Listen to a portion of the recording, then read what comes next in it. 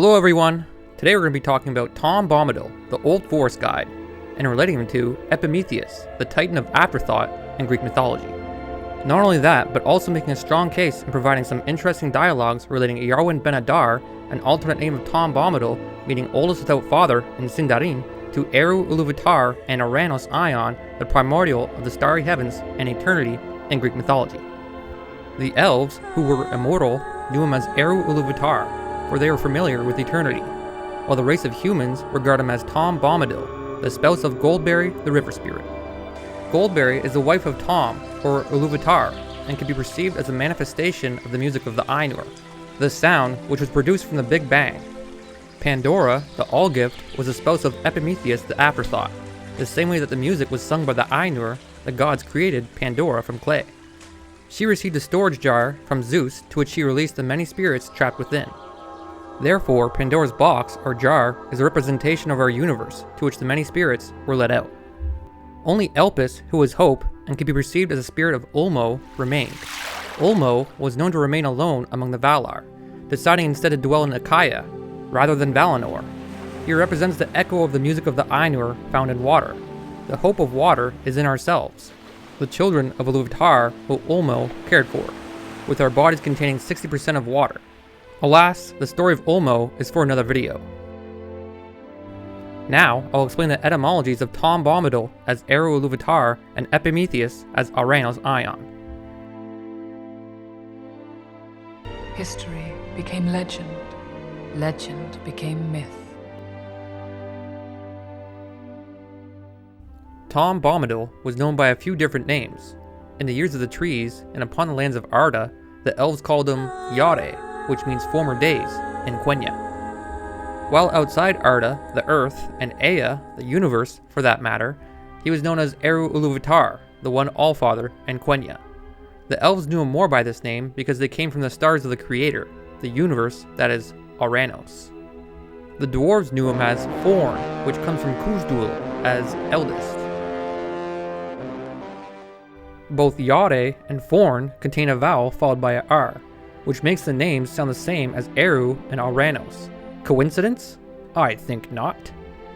As the elves settled Beleriand in the first age, the Sindar called him Yárwe Ben-Adar in Sindarin, which is translated as oldest without father. While in the third age, the Rohirrim knew him as Orold in Rohanese, translated as very, very old. Orold most likely descends from Yárë in Quenya, further linking Tom to Eru. The name Bombadil is a descendant name of Ben-Adar in Sindarin to Westron. Both these names can be transcribed as Epimêtheus, the Titan of Afterthought in Greek mythology, the fool who gave all the survival gifts to animals but left humans with none, or so the lie has been told. Epimêtheus the Fool makes you wonder where the word tomfoolery came from. From the Merriam-Webster dictionary, tomfoolery is defined as playful or foolish behavior. Remind you of old Tom? Moreover, if someone took a long time to recount a tale, he might be called Tom Long. Who else other than Tom Bombadil is associated with tales and stories? That would be Eru Iluvatar, the writer of the story and author of the great tale, for he is forever and always. Hey dole, merry dole, ring-a-dong, yellow, ring-a-dong, hop along, foul loud the willow, Tom Bomb, jolly Tom, Tom Bombadillo. Bombadil's first words, as heard by the conspirator hobbits in Chapter 6, The Old Forest, The Lord of the Rings, The Fellowship of the Ring, written by J.R.R. Tolkien. Can you hear him, the deep glad voice of carefree happiness and nonsensical words? Song is a tool of choice by Tom Bombadillo. The physical description of Tom Bombadil is as follows, when riding on in the Old Forest. With another hop and a bound, there came into view a man, or so it seemed. At any rate, he was too large and heavy for a hobbit, if not quite tall enough for one of the big people, though he made noise enough for one, stumping along with great yellow boots on his thick legs, and charging through grass and rushes like a cow going down to drink. He had a blue coat and a long brown beard. His eyes were blue and bright, and his face was red as a ripe apple, but creased into 100 wrinkles of laughter. In his hands he carried on a large leaf, as on a tray a small pile of white water lilies.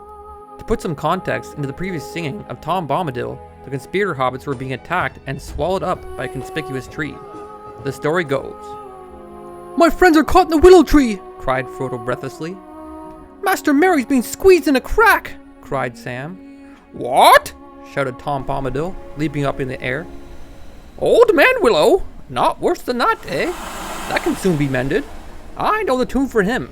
Old Grey Willow Man, I'll freeze his marrow cold if he don't behave himself. I'll sing his roots off. I'll sing a wind up and blow leaf and branch away. Old Man Willow?" Old Man Willow seems just as mysterious as Tom himself. And so connecting willow trees to Hecate in Greek mythology was a tall task, since Hecate finds similarities to Zigur among the Númenóreans in the Second Age. While in the Third Age, Hecate and Zigur both merit qualities of the necromancer from Dol Guldur. If Dol Guldur is the temple of Uppsala in Sweden, it wouldn't be too far off to assume the sacred tree at Uppsala is in fact the manifestation of Old Man Willow, where the Vikings would perform ritual sacrifices hanging people from the tree. Just as Odin did for 9 days and 9 nights to gain knowledge of other worlds and to be able to understand the runes. Kind of reminds you of the Hanged Man. Well, his spirit is phthisis, meaning decline and decay in Greek. And so it remains a theory of mine to believe that the hobbits were running out of hope and started to believe in decline and decay to which their bodies fell. The weak nuclear force, or hell, began to diminish all hope for them, as Old Man Willow slowly broke apart their minds and eventually their bodies. An apple is an apple until it is not, and it begins to rot. These outlandish theories are brave, but that's for another time to ramble on about.